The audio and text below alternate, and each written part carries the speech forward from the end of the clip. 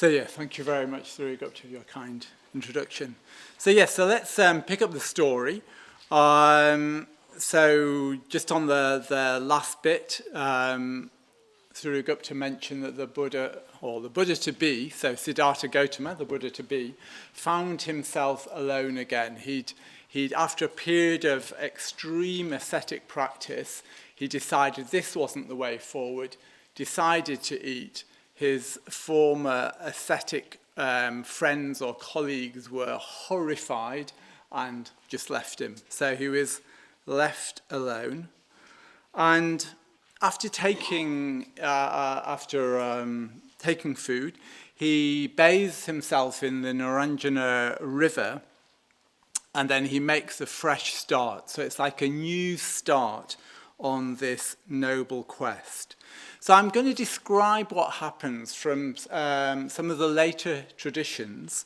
The reason I wanted to do that is because they give you much more of a sense of the story of what goes on. So in a way, it's an invitation to engage your imagination and engage in the story of this noble quest. So he heads off from the river in a mindful and unhurried way, and this is how it's described. He advanced with the stride of the great being, the untroubled stride, the stride like the stupor of the sages, the stride as firm as Mount Meru, the king of mountains. He advanced with the illustrious gait, the straightforward gait, the strong gait, unhurried and unhindered. He walked with the unagitated and unhesitating stride, the stride not going astray, sure-footed and not slowing down. And it said that as he walked, the earth resounded like a beaten pan of metal. So he stepped with this great stride. And Kala, the great Naga, so this is like a serpent, he emerges from his lair. And it says that the great Naga saw the peerless supreme being like a blazing firebrand, or like lightning among the clouds. The lion man went on his way, unhurried and undisturbed, bright as a sacrificial fire. So you get this, for me, tremendous depiction of Siddhartha Gautama, the Buddha to be, sort of very self-possessed, with a noble bearing. He'd already, earlier in the story, he'd attracted the attention of one of the kings merely by his gait and his pairing. So you get a sense of this. But this isn't any old walk. He's walking to what's called Bodhimanda. So Bodhimanda means the place of enlightenment. And at the center of this, there's a great big Bodhi tree.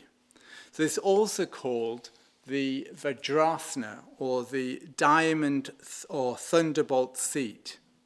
So it's said the Vajrasana in Buddhist cosmology is said to be the first place that appears when a universe appears, and it's the last to disappear at the dissolution of a universe. So in other words, it's the very center of the universe.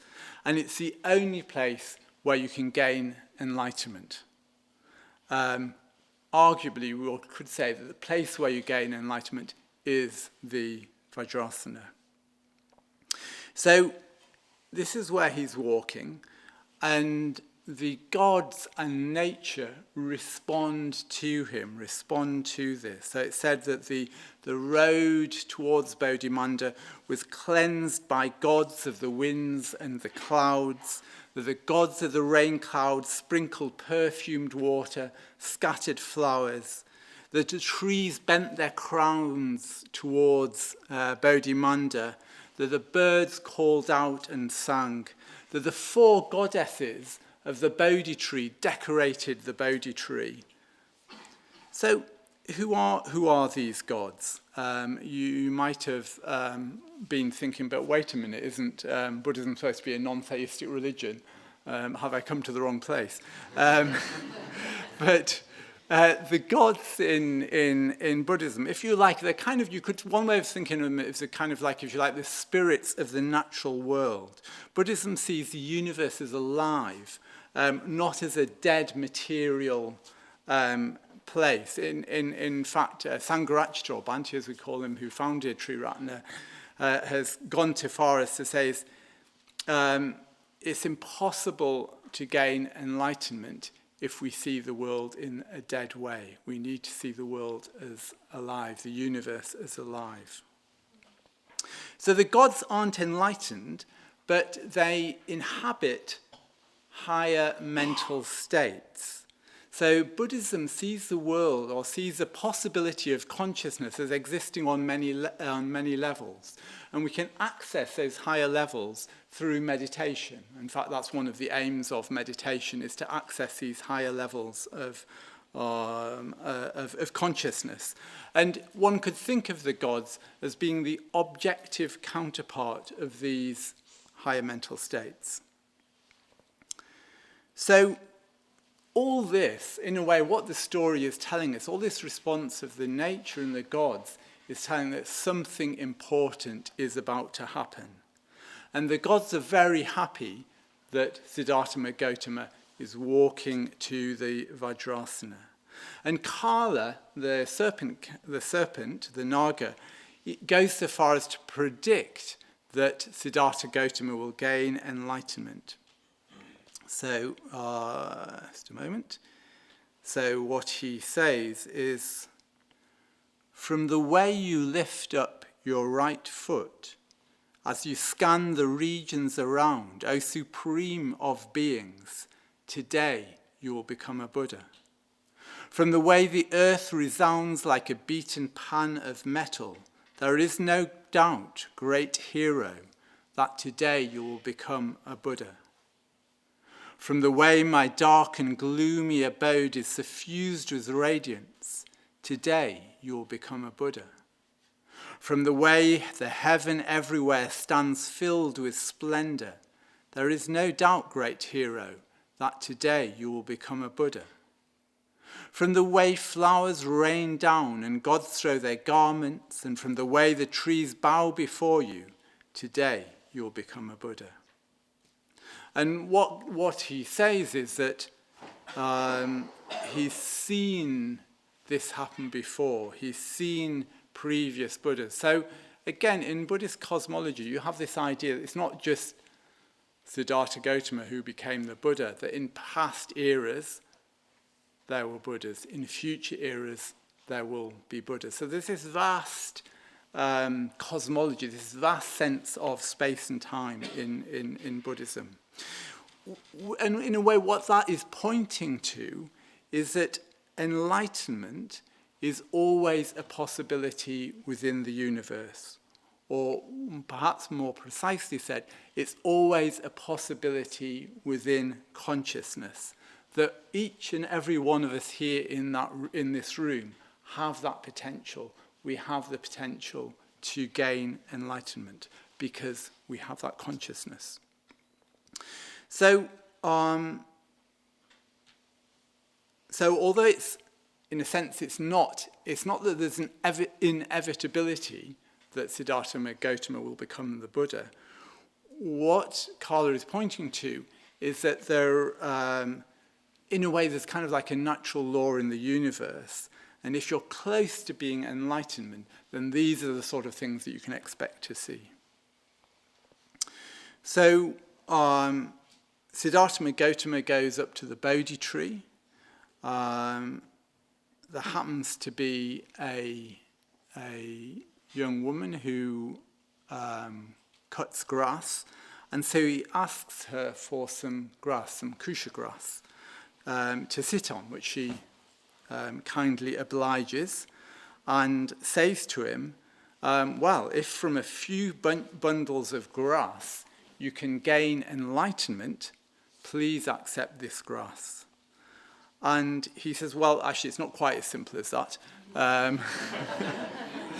It's not just from sitting on a nice bit of grass that one can gain enlightenment. That you actually need to practice for a long, long time.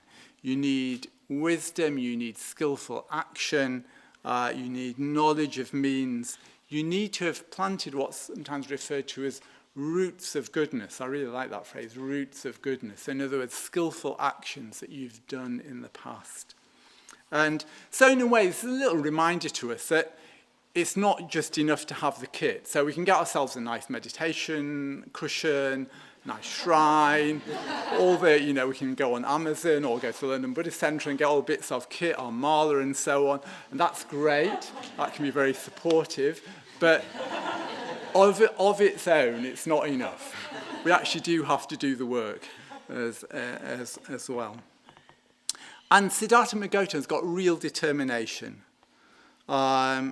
He says, here on this seat, my body may shrivel up, my skin, my bones, my flesh may dissolve, but my body will not move from this very seat until I have obtained enlightenment, so difficult to obtain in the course of many kalpas. Kalpas is a Buddhist word for a long period of time. So in a way, Siddhartha is all good to go.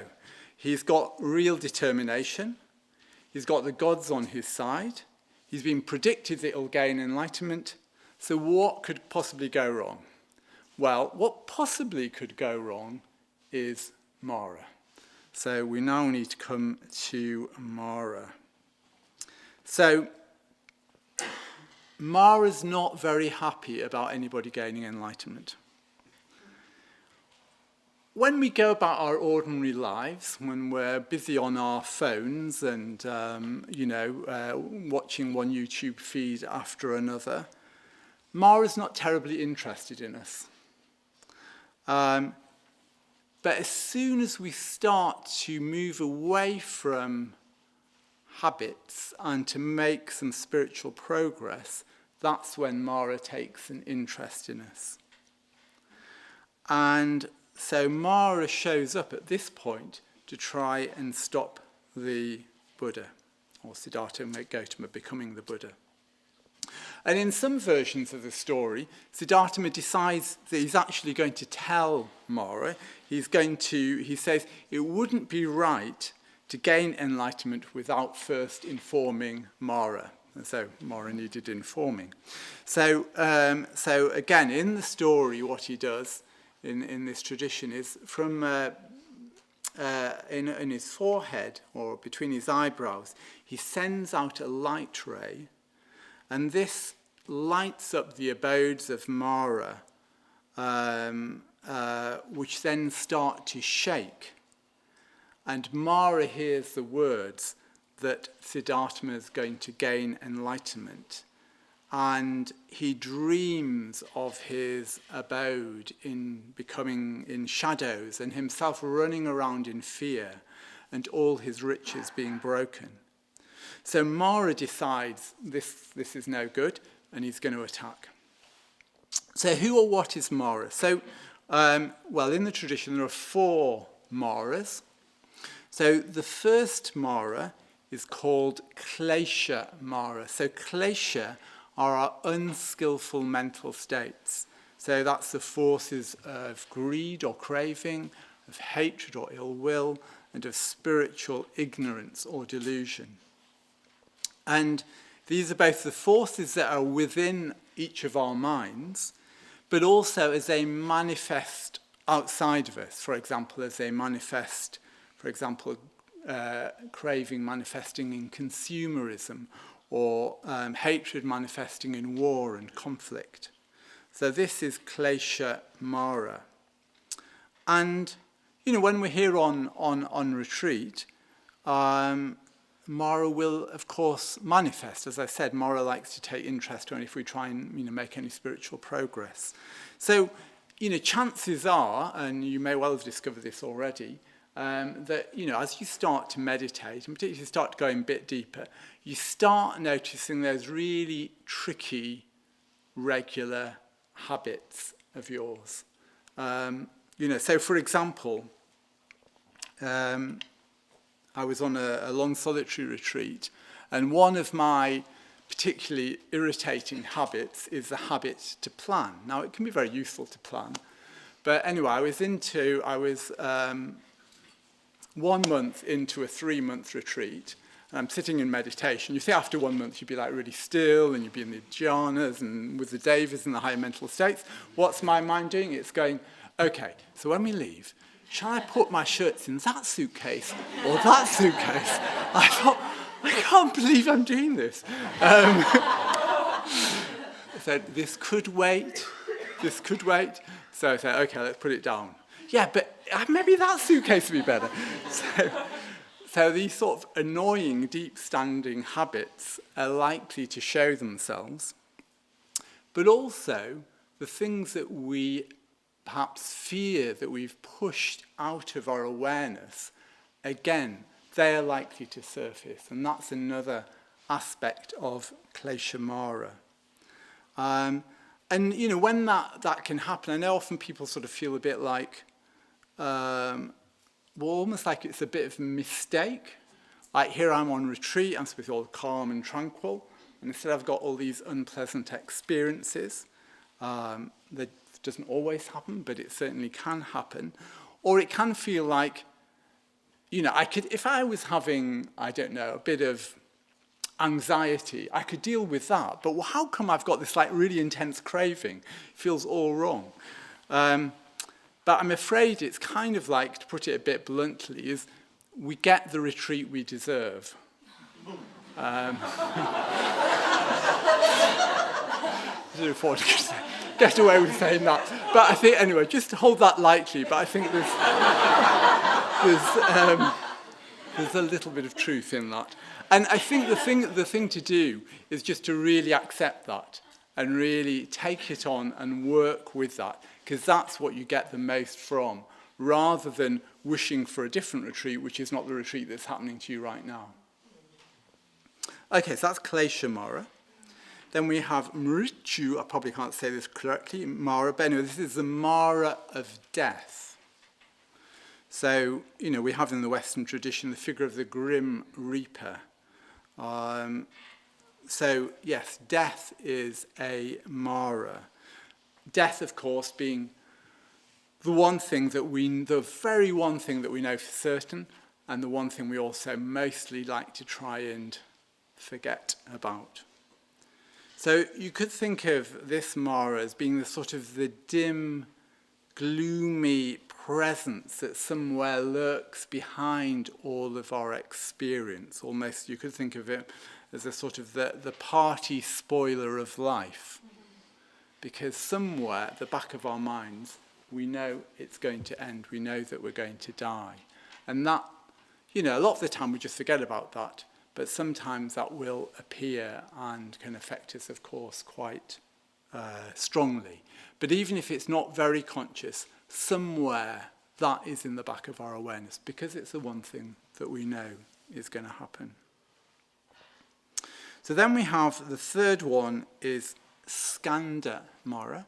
So the skandhas is a sort of Buddhist technical term, if you like, for a way of breaking down our experience into 5 constituents, such as consciousness, volitions. I won't go through them all. I don't need to do that now. But it's basically a tool from early Buddhism which we can use to analyze our sense of self, our body-mind experience, to discover that there's no fixed permanent self within all of that, within the 5 skandhas. And those of you familiar with the Heart Sutra, which we do in the 7th Puja, and we'll be doing later in the retreat, I believe, it refers to them in no form, no feeling, etc. Those are the skandhas. So what this is pointing to, what Skanda Mara is pointing to, is that all of existence is unstable. Again, putting it another way, all things are impermanent. So anytime we try and hold on to something, eventually it's going to be doomed to failure. We're going to lose it. Either it will be parted from us, or we'll be parted from it. And obviously that it can be a person, not just a physical object, but also things like our health, our wealth, and so on. So this instability can cause, again, either in the background or sometimes more obviously present, a degree or even a great degree of anxiety. And that the more that we identify with our body and mind, the more we're going to suffer because of this inherent instability. So this inherent instability creates what we sometimes call a kind of, if you like, an existential suffering. It's a sense that because everything's unstable, we can never find lasting satisfaction from anything in the universe. No thing will ever give us lasting satisfaction because it's unstable. It's inherently unstable. And this, again, can cause a sort of low-lying or underlying sense of being ill at ease or uncomfortable, or even more overt, as I said, a sort of anxiety, even a fear. So that's Skandamara. And then the fourth one, the final one, is called Devaputra Mara. Devaputra means son of a god. So this is Mara, if you like, a figure, sort of a personality or whatever. And Sangracha, Bhante, gives us a little... he wrote about once experiencing Mara on the underground, so in London. And he said he was, sitting on, minding his own business, sitting in the underground, and noticed a man in the doorway of the underground with his back to him. And this is what he said: "The instant I set eyes on him, I knew intuitively that's not a human being. That's a little devil." And then, so, having been alerted to this, he then, really kept his eyes on him. And what he said that happened is that as soon as the doors opened, the man turned round and very deliberately thumbed his nose at me, then skipped out onto the platform and ran away laughing. Now, make of that what you will, but...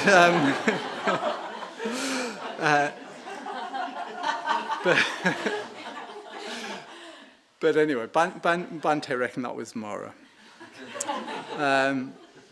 So Mara, as the son of God, is also known as the Lord of Desire because he rules over the world where there is desire. And basically that's our world. Or at least the one that we generally inhabit. We're ruled by our desires, our craving, and so we're under the sway of Mara Devaputra, the Lord of Desire. So these are the four Maras, and these are the forces that Siddhartha Gautama is up against. And of course, are the forces we're all up against as well. So it's like, driven by our desires, our greed, our craving, we try and get our own way. We try and make the universe accommodate to us. We try and make the universe revolve around us. But we're trying to do that in the face of our own death, as well as the death of our loved ones, and indeed everyone, and this inherent instability. And in the process of that, of course, we create a lot of trouble. We create suffering for ourselves. We, right the way up to, we destroy the planet, we kill one another. This is all what Mara is about, these forces. So, back to the story. So now we have a bit of an idea of what Mara is. So Mara attacks, and of course he wants to destroy Siddhartha Gautama, or at least unseat him from the Vajrasana. So he sends in his army, and this is a description of the army. Mara's soldiers were endowed with the ability to change their faces into many different shapes and to transform them in 100 million ways. Around the hands and feet and bodies of the demons were coiled snakes by the hundreds of thousands. In their hands they held swords, bows and arrows, axes, hammers, hatchets, tridents, clubs, staffs, chains, bludgeons, discuses and lightning bolts. Their bodies were protected by fine coats of armour.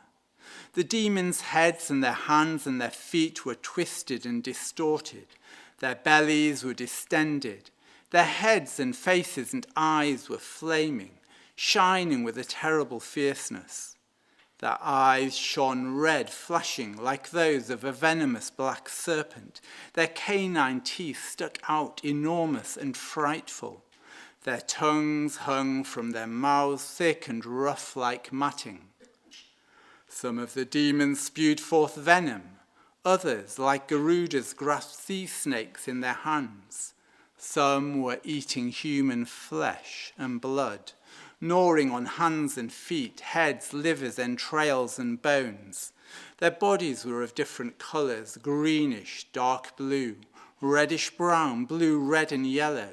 Some had crooked eyes or eyes hollow like wells, eyes inflamed or torn out and hanging, eyes slyly squinting or twisted, eyes flashing and deformed. So you can see that they really like to go to town in the story. So Mara's army go in to attack Siddhartha. I mean, the way I think it's sort of, in a way, the description, it seems to me, is like, if you just bring to mind, or you might not want to bring to mind, but anyway, your worst nightmare that you've ever had. You know, those sort of nightmares where you get pursued by something really unpleasant? Well, that's the attack of Mara. It's hatred, cruelty, and terror being pursued by that.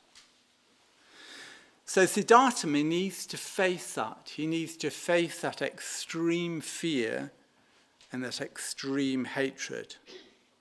However, Siddhartha just remains completely untroubled. He reflects on the lack of inherent selfhood. There's no I, no mine. And it's said that he just gently shakes his head. And as the weapons come in and touch his aura, they're transformed into flowers and they just fall down at his feet. So what we have there, I really love this image of the weapons being transformed to flowers. It's an image of hatred being transformed into love. There's famous lines in the Dhammapada, for hatred is not conquered by hatred. Hatred is only conquered by love. This is the eternal law. So this is what's happening. Hatred is being conquered by love. So that hasn't worked. So now Mara tries to challenge the Buddha, saying, what right have you got to sit here on this Vajrasana? In other words, what merit? He's trying to undermine Siddhartha through doubt, trying to make Siddhartha doubt. Well, again, it's probably, if you've been practicing meditation for any time, you'll at some point come across doubt where you just say, I can't do this. You know, it's not possible. So when he challenges it, Siddhartha touches the earth, which is like a gesture of supreme confidence, and calls the earth to witness. And from the earth goddess, Stavara, emerges up to her waist, followed by millions of earth goddesses.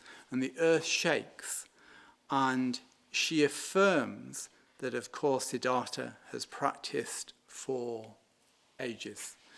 And she says, just so, great being, it is as you have declared. We appear to attest it. Moreover, O Bhagavat, you yourself have become the supreme witness of both human and God realms. In truth, you are the purest of all beings. So Siddhartha has planted all these roots of goodness over a long time. He's got, what my friend Maitreya Bandhu likes to call a fit mind. In other words, a mind that is serene and tranquil, that's malleable, and that's energized and focused. And after the goddess appears and witnesses what Siddhartha has gone, the army is broken and flees. However, Mara does not give up yet. He now sends in his daughters. So these are very seductive, beautiful daughters, and they try, they're young women or mature women, and they try to seduce Siddhartha. So they say to him, "Springtime has come, the most beautiful of seasons, and all the trees are in flower. Come, friend, let us enjoy ourselves. Your body is beautiful and graceful like a king. We are well born, well made to give pleasure to gods and men. For this do we exist. Supreme wisdom is difficult to attain. Dismiss it from your thoughts." So, craving. Just in case you hadn't got that. So they're the embodiment of craving. But Siddhartha just remains completely tranquil, and he just reflects that desire is like salty water, that it can never, by drinking it, it doesn't quench your thirst. So nothing works for Mara, that is. Siddhartha Gautama has gone beyond fear, hatred, craving, and doubt. He's overcome all of these forces. So what happens now? Well, the Buddha gains enlightenment. So again, I'm going to describe again from one of the stories, say what happened. The best of beings saw no self anywhere from the summit of existence downwards, and came to tranquility like a fire whose fuel is burnt out. Then, as his being was perfected, the thought arose in him, I have obtained this perfect path, which was travelled for the sake of ultimate reality by former families of great seers. At that moment of the fourth watch of the night, when dawn came up, and all that moves or moves not was stilled, the great seer reached the stage which knows no alteration. The sovereign leader attained the state of omniscience.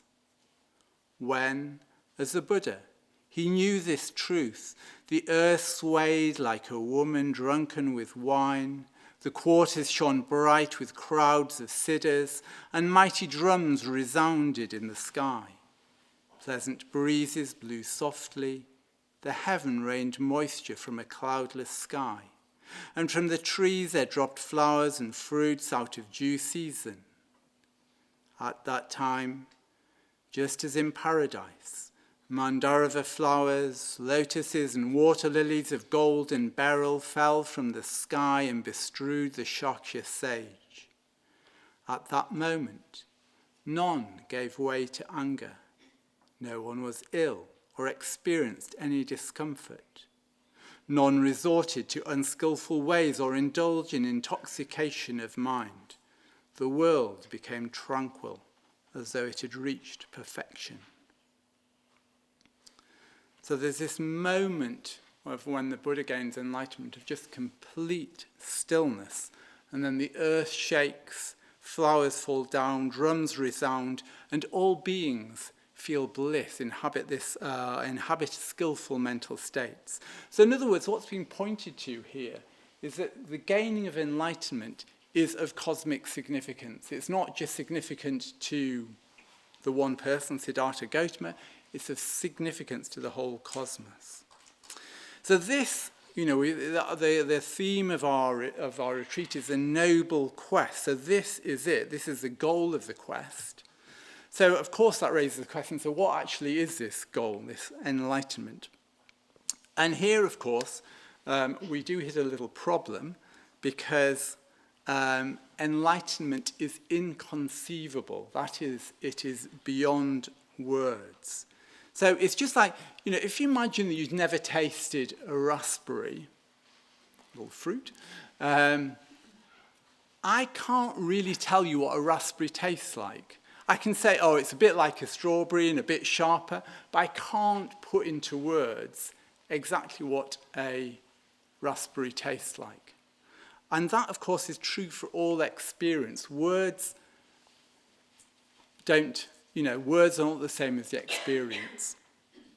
So, we can say, for example, that enlightenment is the cessation of greed, hatred, and ignorance. It's the plenitude of wisdom and compassion. And I will try and say something in a moment, but I think it's worth just recognizing that any words that I use or anybody else has used is fingers pointing at a moon. So it's trying to point you in a direction, and we mustn't get hung up on the E.T. finger. And so what do we do? So we've got this goal that's inconceivable. So what do we do about that? Well, we could just forget about it. And, I'm sure it doesn't have to be your goal in life. Enlightenment doesn't have to be your goal in life, and that's completely fine. Or it could be that you just, in a way, just attend to your unfolding development and you don't worry about something called enlightenment that might be somewhere off there. And again, that's kind of fine. There can be some other responses, I think, that can be a bit unhelpful. So I think sometimes we try and short-circuit the inconceivability of it. Means we try and short-circuit it by trying to bring enlightenment down to our own experience. So we think it's kind of like being just a slightly kinder, neither kind of decent human being. Nothing wrong with that, but that's not enlightenment. Or we might decide, we have a few nice experiences on an LBC winter retreat, and we decide we're enlightened.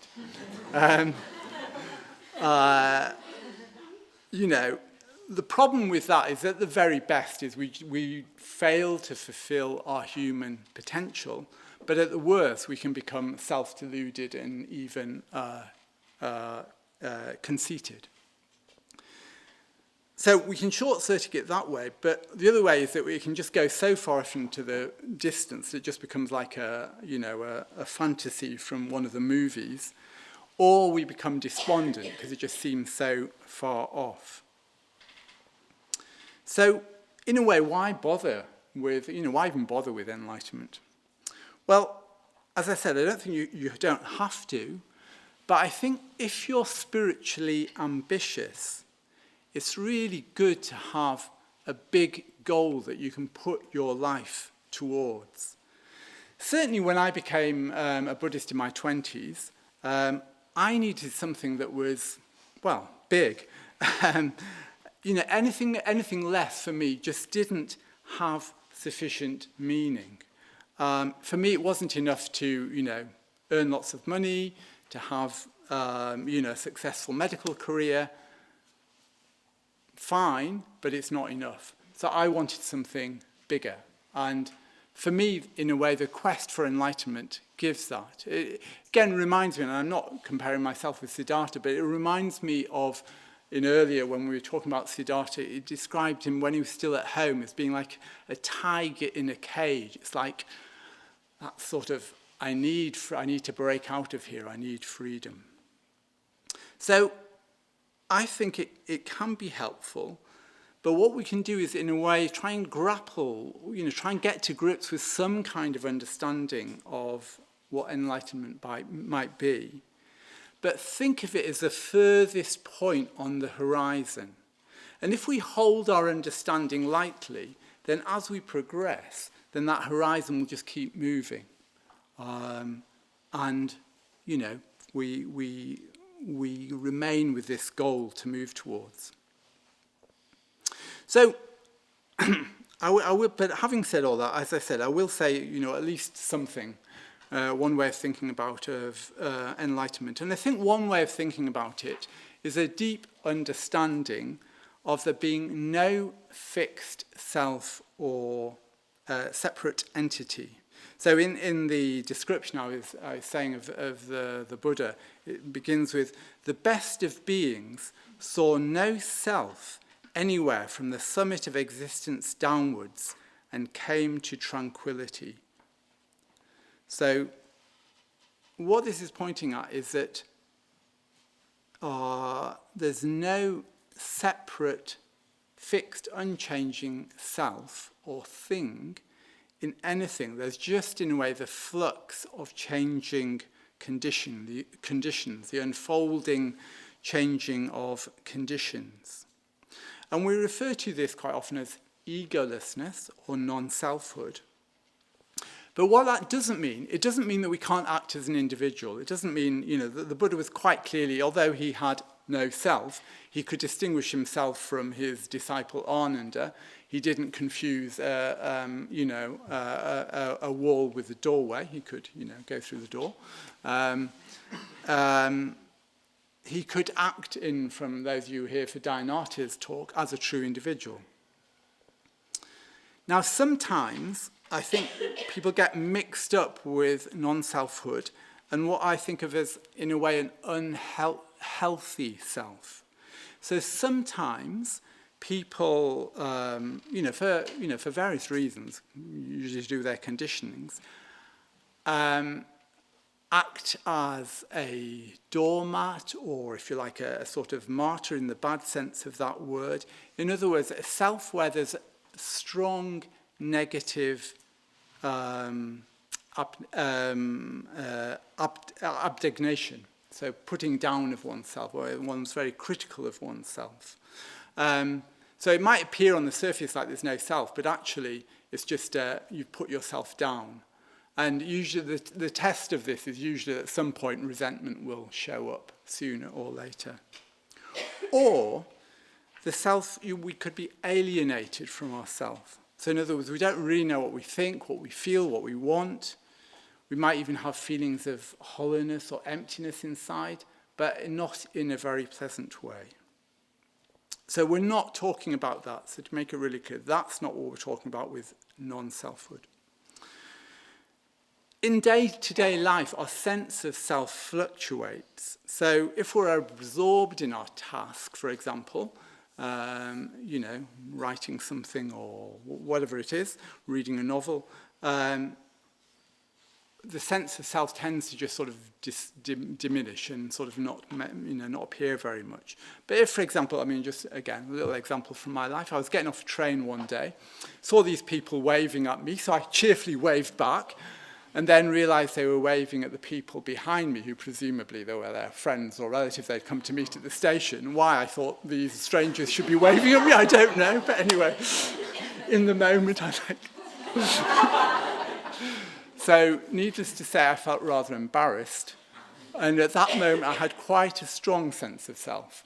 So, yeah, embarrassment tends to, you suddenly become aware of oneself.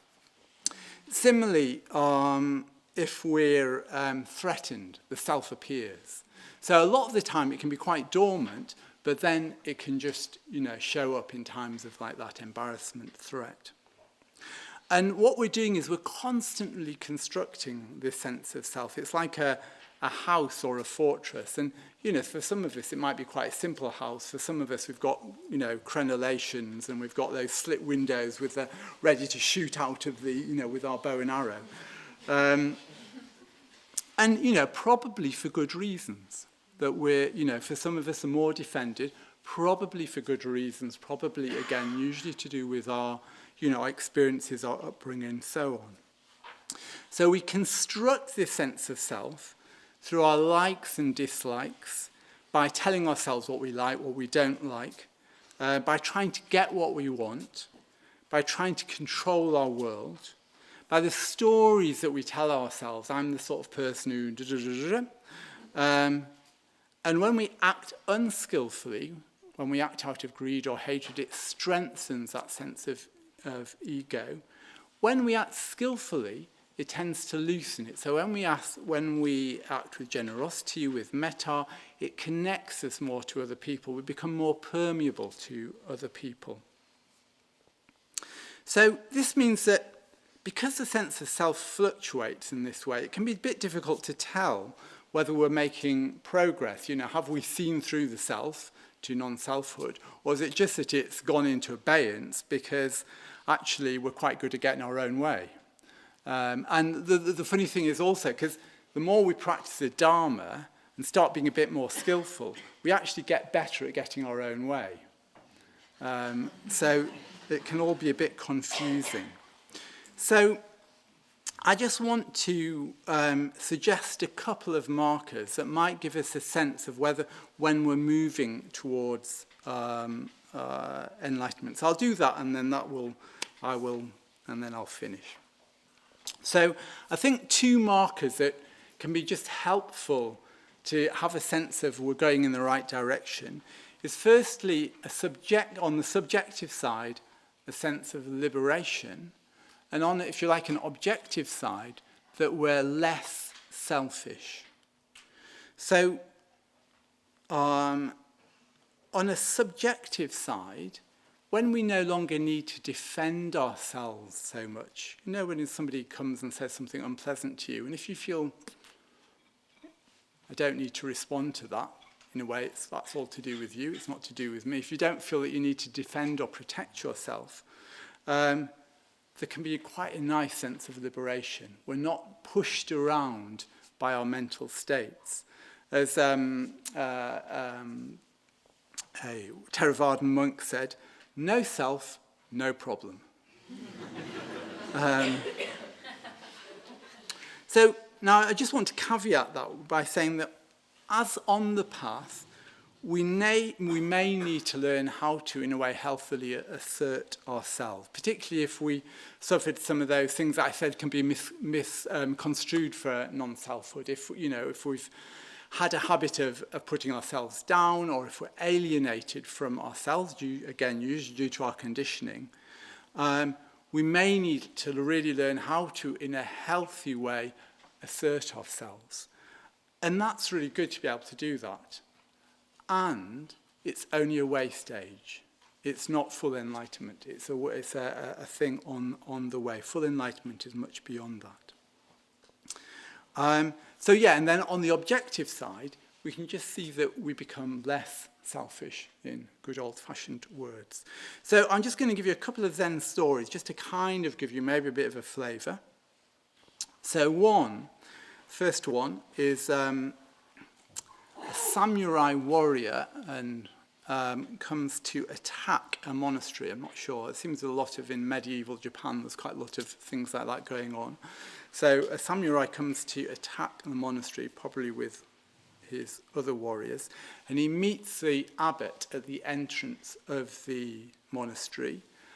And on confrontation, he just says, "Out of my way. I can run you through without blinking." And immediately the abbot says, "And I can be run through without blinking." And the samurai bows to him and leaves. So in a way, I really like that little story, but it's in a way showing that the abbot was not pushed around by fear. He was not pushed around by ill will. He was just, in a sense, completely free in himself and just able to respond spontaneously. It's not that he'd been working out beforehand what to say when. Now, what's it? Just give me a moment. What do I have to say when somebody says they're going to run me through? It's just a spontaneous utterance coming out of that freedom. Second story, the other story, is again a Zen story. So a woman accuses a monk of making her pregnant, and she turns up saying, "This is yours. Have it." And he says, "Is that so?" And just takes care of the child. So a few years later, she comes back and admits that actually it was a false accusation. And she actually comes back for the child. And he says, "Is that so?" And gives the child back to her. Now, without getting into safeguarding, best parenting, is this the best way of bringing up a child? Because that's not the point of the story. So just leave that aside. The point of the story is that the monk doesn't try and defend himself. He doesn't go into righteous indignation. "How dare you say that I'm the father, I'm a celibate monk." He doesn't go into any of that. He just does what's needed, which is to take care of the child and be willing to surrender the child when the mother comes back for him or her. So, in other words, I think for me what this is pointing to in a way is that if we really deeply see that there's no fixed, separate self in our experience, in other people, it leads to this sense of being undefended in a good way, to living lightly and to an experience of freedom and just simply to acting for the benefit of others. So I'm just going to finish with some words from the Buddha, which again is the Buddha describing his enlightenment. "Seeking, but not finding the house builder, I travelled through the rounds of countless births. Oh, painful is birth ever and again. House builder, you have now been seen. You shall not build the house again. Your rafters have been taken down.